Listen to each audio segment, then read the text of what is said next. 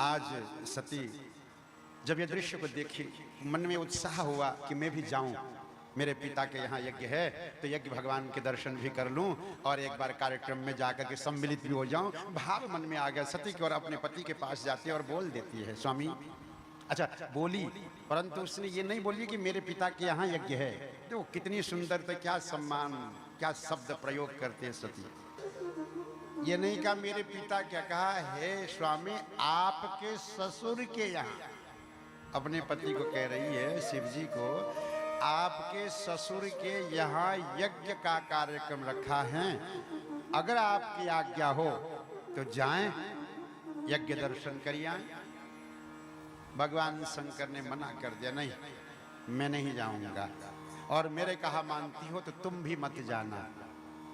अभी तक शंकर ने पार्वती को ये बात नहीं बताई कि तुम्हारे पिता मेरे से द्वेष भाव रखते हैं, जानते पहले से ही थे, और ये कि क्यों हो रही ये भी भगवान शंकर को मालूम है, परंतु सती को बताया नहीं था। और जानते थे शिव जी की, जिस दिन से यज्ञ की चर्चा हुई तब से ही जानते थे यज्ञ होने हैं यहाँ, परंतु अभी तक सती को नहीं बताया कि तुम्हारे पिता ने ये किया। नहीं, कुछ नहीं बोले, खबर तक होने नहीं दिया, और अपने उदासी वगैरह ये कुछ नहीं पता चलने नहीं दिया। आज शिव जी ने कहा कि देवी मेरा कहा अगर मानती हो तो तुम मत जाना आज इस यज्ञ में। करना ना, आपको पता है ना आपके ससुर साहब कर रहे हैं, इतना बड़ा यज्ञ कर रहे हैं, और उसमें आप ना जाए हम ना जाए, ये अच्छा होगा। मैं सबसे छोटी बहन बेटी हूँ, सबसे छोटी हूँ, लाडली हूँ, करना मत जाओ। मना किया भगवान शंकर ने, परंतु मानी नहीं, जिद पकड़ ली बीहर जाने के लिए। भगवान शंकर ने भी कहा, आज तलक मैंने तुमसे एक बात छुपाया था, आज मैं बता देता हूँ। ये यज्ञ जो है ना मेरे द्वेष के कारण से रखा हुआ है, मुझसे बदला लेने के लिए यज्ञ रखा हुआ है, और कोई कारण नहीं है। तुम वहाँ जाओगी तो अपमानित हो जाओगी और वहाँ मेरा अपमान होगा, इसलिए मेरा कहा अगर मानती हो तो मत जाना। नहीं मानी, नहीं मुझे तो यज्ञ नारायण के दर्शन करना है।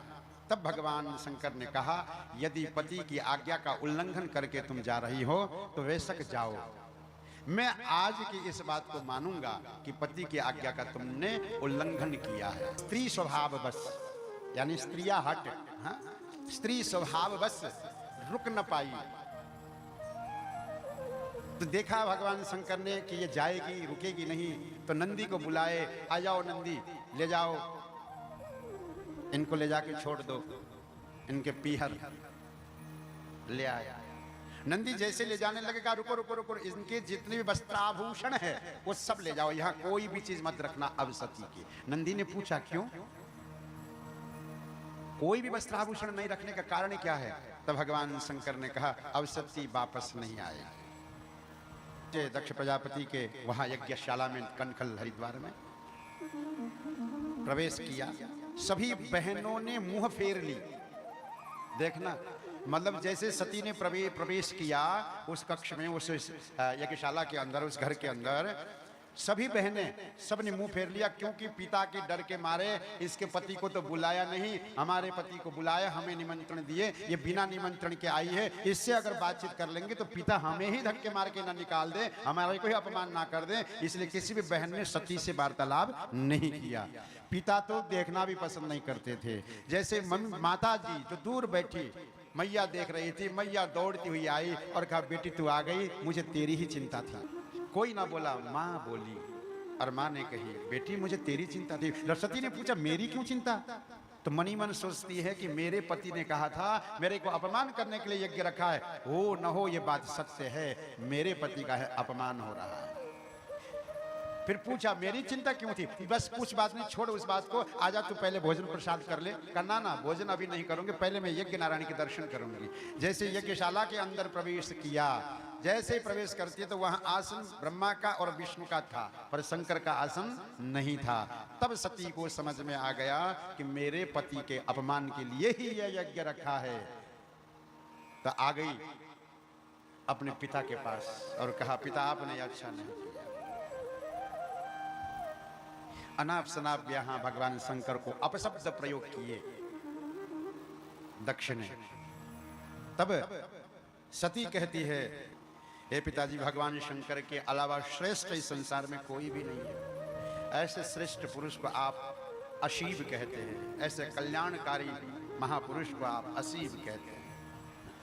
ये लगता है इस शरीर को लेकर के मैं मेरे स्वामी के पास में न जा पाऊंगी कि मेरे पति के अपमान तुमने किया है, मुझे अब यहाँ से या तो जिह्वा नोच दो, मेरे हिम्मत तो है, मैं चाह कर सकती हूँ अभी के अभी आपके जिह्वा को नोच करके यज्ञ कुंड में स्वाहा कर सकती हूँ पिता, परंतु पिताश्री मैं क्या करूं, मैं एक नारी हूं, दुनिया वाले बाद में क्या कहेंगे। देखो इतना सुंदर यज्ञ का आयोजन हो रहा था, उस यज्ञ के आयोजन में बेटी ने अपने पिता का ही जिह्वा को नोच के यज्ञ कुंड में स्वाहा कर दिया। ये संसार में बातें होंगे और ये कुछ नहीं कर सकते तो वहां से निकल के जाना चाहिए, परंतु मैं कैसे जाऊं, मैं जा नहीं सकती हूं। क्यों? क्योंकि स्त्रियों का, नारियों का जाने का घर तो पति का घर या पिता का घर। अब मैं आपके घर में तो रह नहीं सकती क्योंकि आपने मेरे पति का अपमान किया है, और मैं पति के घर कैसे जाऊं? क्यों? क्योंकि अगर मेरे यहाँ से जाते ही मेरे पतिदेव मुझे कहेंगे, मैं जैसे ही मेरे पति शंकर के सामने जाऊंगे वो कहेंगे आओ दाक्षायणी आओ, इस प्रकार से बोलेंगे। गोत्रम त्वदीयम भगवान वृषध्वजो, वृषध्वज भगवान शंकर, गोत्रम त्वदीयम, तुम्हारे गोत्र को जोड़ करके तुम्हारे गोत्र के साथ मुझे बुलाएंगे दाक्षायणी आओ कह करके। और मैं पिताजी आज के समय में आज आपके गोत्र से जुड़ा हुआ मैं रहना नहीं चाहती, क्योंकि आपने मेरे पति का अपमान किया है।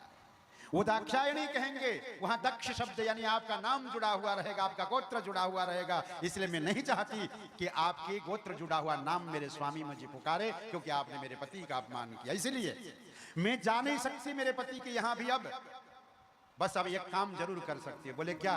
इस शरीर को ही स्वाहा कर सकती हूं। ऐसा कह करके सती ने यज्ञ कुंड के करीब जाकर के दक्षिण भाग में अपने पद्मासन लगा करके बैठ गई और भगवान शंकर की चरणों का ध्यान किया। वहीं पर अपने आप अग्नि प्रज्वलित होकर अपने शरीर को परित्याग किया।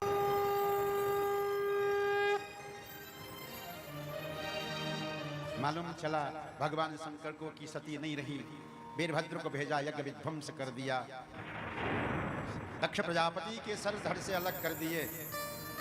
बाद में पता चलता है भगवान शंकर ज्यादा ही क्रुद्ध है तो सभी देवता प्रार्थना करते हैं, यज्ञ मंडप में आने की निवेदन अनुनय विनय करते, आशुतोष भगवान होने के कारण से आ जाते हैं और दक्ष प्रजापति के लिए कहते जाओ जो सर्वप्रथम में मिल जाए जिसका वही सर ला के लगा दो। बकरे का सर पूर्व की ओर मिला, वही सर ला करके दक्ष प्रजापति के धड़ से जोड़ दिया बकरे का सर, और अमृतमयी दृष्टि जब वहां लगाए तो महाराज दक्ष प्रजापति जीवित हो।